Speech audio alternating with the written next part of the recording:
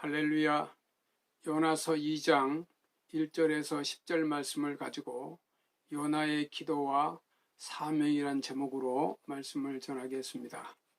요나는 스볼론 땅 가드 헤벨 사람 아미떼의 아들로서 12선지 중에 한 사람이요 요나서의 주인공이기도 합니다. 요나는 주전 825년에 여로보암 2세 때 하나님께서 요나를 명하사 아수르의 도성 니느웨로 가서 멸망을 외치라는 소명을 받습니다.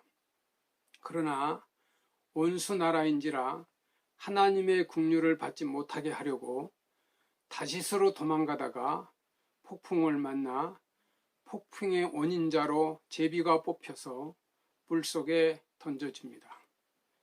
그런데 하나님께서 물고기를 예비하사 물고기 뱃속에서 3일 주야 동안 부르짖으며 기도하다가 토함을 받게 됩니다. 오늘 본문의 말씀에 보면 요나는 하나님의 선지자였다고 했습니다.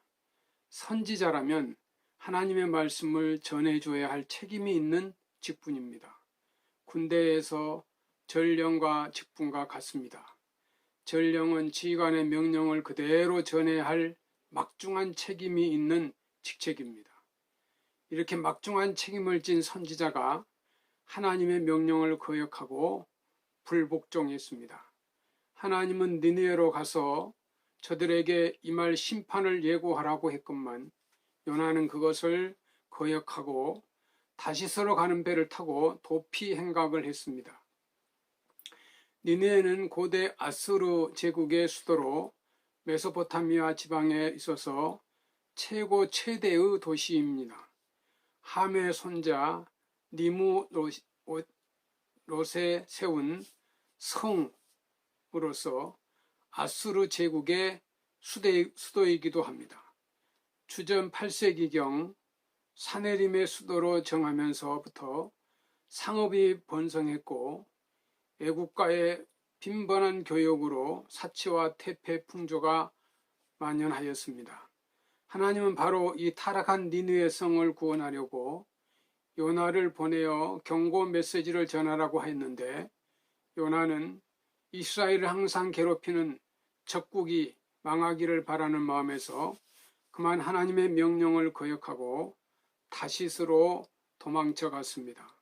3절에 보면 여호와의 낯을 피하여 함께 다시스로 가려고 선가를 주고 배에 올랐다라고 기록하고 있습니다.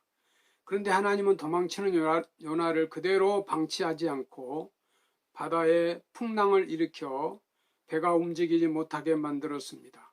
4절에 보면 여호와께서 태풍을 바다에 내리심에 바다 가운데 폭풍이 대작하여 배가 거의 깨지게 된지라고 하였습니다. 사공들이 두려워하여 각각 자기의 신들을 부르고 또 배를 가볍게 하려고 그 가운데 물건을 바다에 던졌다고 했습니다. 그러나 요나는 배 밑층으로 내려가 누워 깊이 잠을 자고 있었습니다. 하나님은 잠든 요나를 풍랑을 일으켜 깨우신 것입니다. 풍랑을 일으키는 것은 요나를 깨우려는 고차원적 사랑의 책직입니다. 요나에 가는 길에 풍랑을 일으킨 것은 요나를 미워서가 아니라 요나를 사랑하기 때문입니다. 이것을 우리는 깊이 이 요나서를 보면서 생각해야 합니다. 하나님께서 당신의 구원 계획을 성취하시기 위하여 선지자를 세우신 것입니다.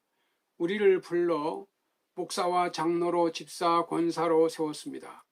그런데 우리가 만일 하나님의 명령을 어기고 다른 길로 나아간다면 하나님께서는 그냥 내버려 두지 않으신다는 말씀입니다. 참으로 이상합니다.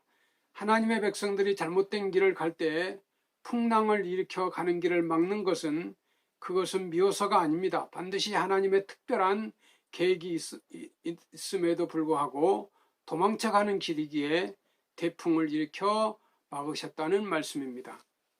성도 여러분, 풍랑, 오늘 우리가 만난 이 경제의 풍랑도 어쩌면 하나님께서 우리 믿는 성도들이 불순종으로 길을 가던 길을 막으시려는 역사라고 보아야 할 것입니다. 요즘 코로나 바이러스로 세계 모든 나라가 어려움을 겪고 있습니다.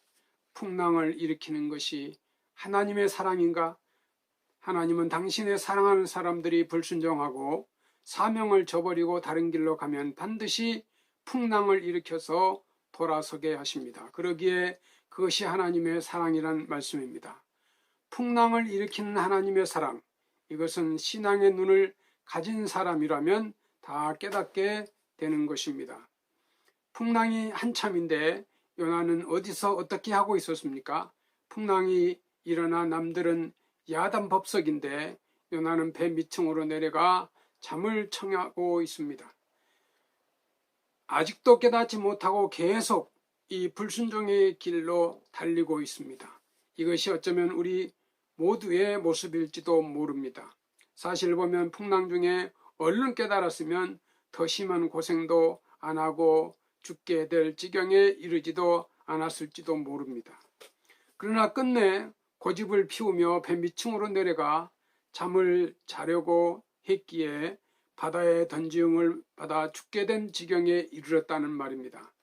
풍랑이 계속되는 동안 사람들은 각각 자기의 밑은 자기의 신들을 부르면서 건져달라고 애걸하는데 요나는 잠만 자고 있었습니다. 사공이 드디어 잠든 요나를 깨우면서 자는 자여 어찌미뇨 일어나서 내 하나님께 구하라고 다그쳤습니다. 풍랑은 점점 더 거세게 배는 파손 직전에 이르렀습니다. 사람들은 서로 말하기를 이 재앙이 누구로 인함인지 우리가 제비를 뽑자고 하였습니다. 그래서 제비를 뽑는데 어찌 하필 요나가 뽑힐 줄이야 누가 알았겠습니까? 자신도 놀랬을 것입니다. 이제 더 이상 변명의 여지가 없게 되었습니다. 사람들은 요나를 붙잡고 윽박지릅니다.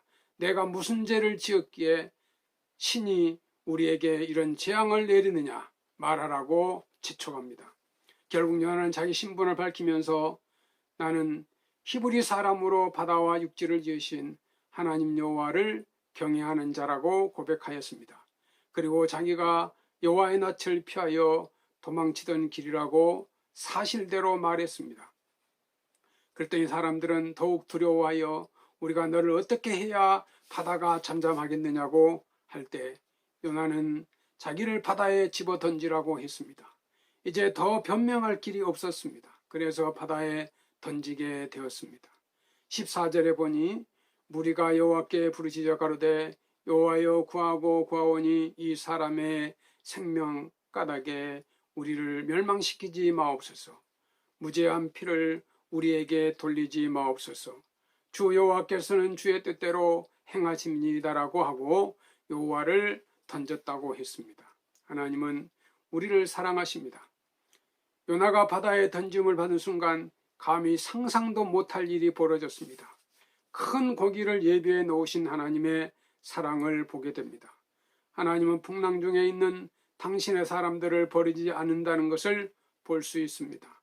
불순종한 요나는 가는 길을 풍랑으로 막으시고 어쩔 수 없게 진퇴양난으로 만드실 뿐만 아니라 그가 바다에 던져 오기 전에 미리 큰 물고기를 준비해 놓으셨다는 사실, 이것이 하나님의 높고 깊은 측량하기 어려운 사랑입니다.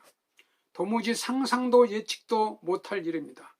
이사야 48장 17절 말씀에 너희의 구속자시요 이스라엘의 거룩한 자이신 여호와께서 가라사대 나는 내게 유익하도록 가르치고 너를 마땅히 행할 길로 인도하는 너의 하나님 여호와라고 하였습니다. 하나님 우리에게 풍랑을 일으켜서라도 유익하게 가르치려는 것뿐입니다. 요나는 깊은 바다에 던져져 바다 고기 뱃속으로 들어갔습니다. 세상에 이런 일도 있는 것이 웬일입니까? 고기 뱃속에 들어간 요나를 상상해 보시기를 바랍니다. 이것은 인간의 힘으로는 도저히 빠져나올 수 없는 절망적 환경입니다. 인간의 수단과 방법은 더 이상 통하지 않습니다. 요나는 고기 뱃속에서 뜨거운 회개의 기도 눈물을 흘렸습니다. 이전에 흘리지 못했던 눈물이었을 것입니다. 요나는 깊은 바다의 고기 뱃속에 들어가서 요나는 하나님을 진실되게 만났습니다.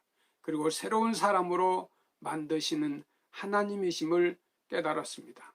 3일 만에 큰 고기는 요나를 다시 니느의 앞바다에 토해냈습니다.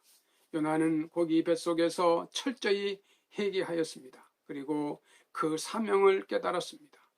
내가 산에 뿌리같이 내려가 싸우며 땅이 그 빗장으로 나를 오래도록 막았사오나 나의 하나님 여호와여, 주께서 내 생명을 구덩이에서 건지셨나이다.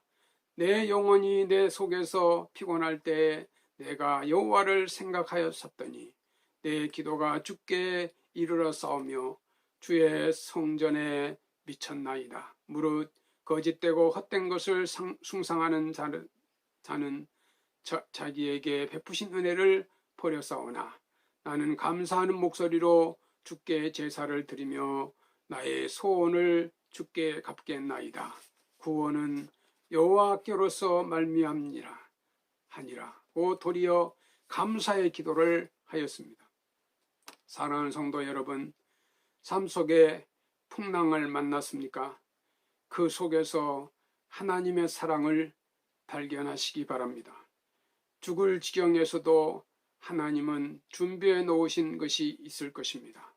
미처 몰랐던 하나님을 발견하게 될 것입니다.